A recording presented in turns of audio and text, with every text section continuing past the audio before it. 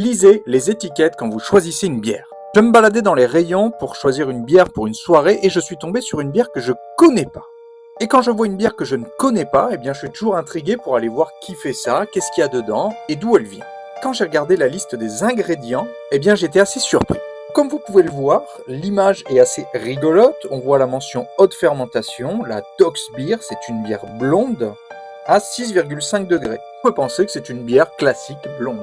Et quand on regarde le verso, eh bien on regarde que c'est une bière aromatisée, déjà. Première information, bière aromatisée. Aromatisée à quoi? On ne sait pas. Et quand on regarde les ingrédients, on voit qu'il y a de l'eau, du malt d'orge.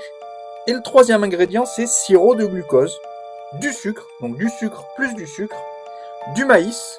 Le maïs va servir à réduire les coûts, car le maïs est moins cher que l'orge, porte beaucoup moins de goût que l'orge. On va voir qu'il y a un stabilisateur E405, je ne savais même pas qu'on pouvait mettre un stabilisateur dans une bière.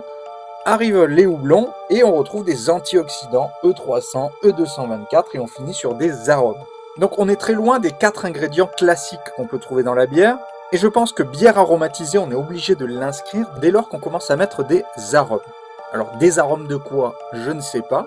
Mais vous voyez qu'il est important de regarder les étiquettes quand vous sélectionnez des bières, surtout quand ce sont des bières industrielles. N'hésite pas à me mettre si toi aussi tu as été choqué par des ingrédients que tu as trouvés dans des bières. Et abonne-toi pour apprendre plein de choses sur la bière. Moi je vous dis à bientôt.